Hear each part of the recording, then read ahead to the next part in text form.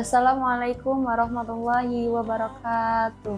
Alhamdulillahirabbil alamin wa bihi nasta'in wa ala umuri dunya waddin wassalatu wassalamu ala asrofil anbiya'i wal mursalin amma ba'du.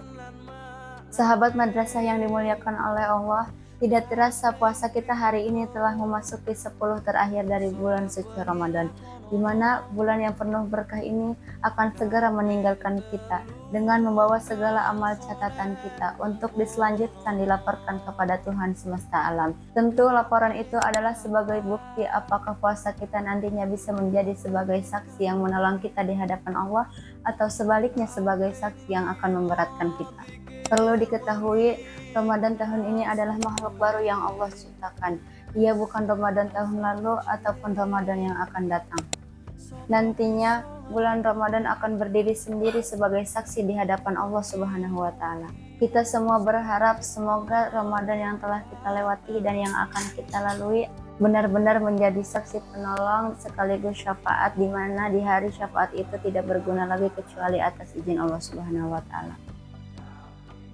Sahabat madrasah yang dirahmati Allah, di hadapan kita insya Allah sesuai hitungan kalender masih ada 9 atau 10 hari lagi, di mana 9 atau 10 hari lagi Ramadan masih setia menemani kita dengan segala keberkahan dan keistimewaannya, di mana keistimewaan itu akan selalu meningkat dan bertambah secara bersamaan dengan habisnya bulan suci Ramadan.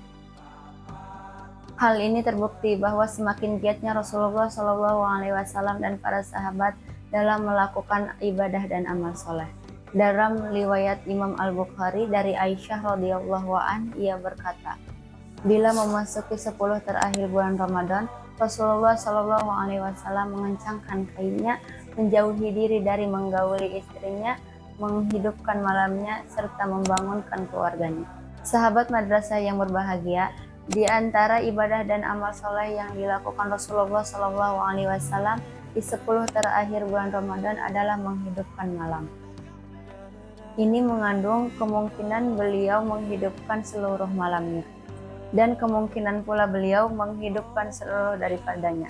Dalam riwayat hadis marfu dari Abu Ja'far Muhammad bin Ali, barang siapa yang mendapati Ramadan dalam keadaan sehat dan sebagai seorang muslim, lalu berpuasa pada siang harinya, melakukan sebagai sholat pada malam harinya, menundukkan pandangannya, menjaga kemaluannya, lisan dan tangannya, serta menjaga sholatnya secara berjamaah dan segera berangkat untuk sholat Jumat. Sungguh ia telah berpuasa sebulan penuh, menerima pahala yang sempurna dan mendapatkan Lailatul Qadar.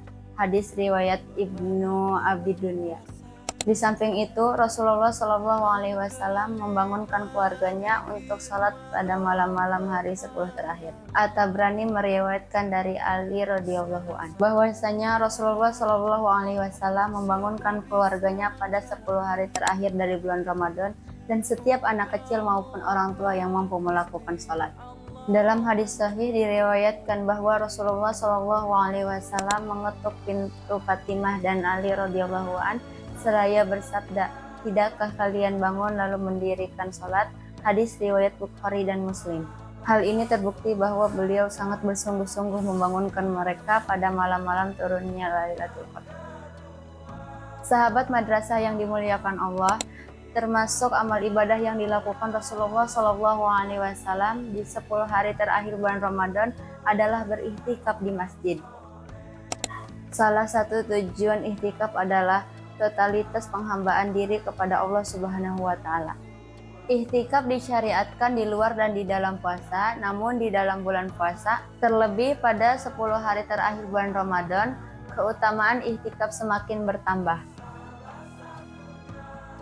Dalam hadis riwayat Bukhari dan Muslim disebutkan dari Aisyah radhiyallahu anha bahwasanya Nabi SAW beriktikaf di 10 terakhir bulan Ramadan hingga Allah Subhanahu wa Ta'ala mewafatkan beliau.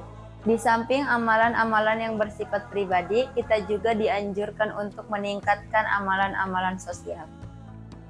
Karena sesungguhnya seseorang tidak akan mencapai kesempurnaan tingkatan takwa hingga ia mampu mencapai ketakwaan secara pribadi dan sosial, sebagaimana telah dicontohkan oleh Rasulullah SAW dan salafus saleh.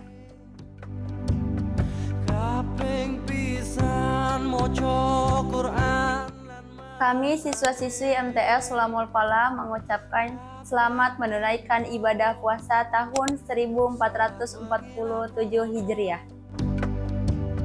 Kaping telu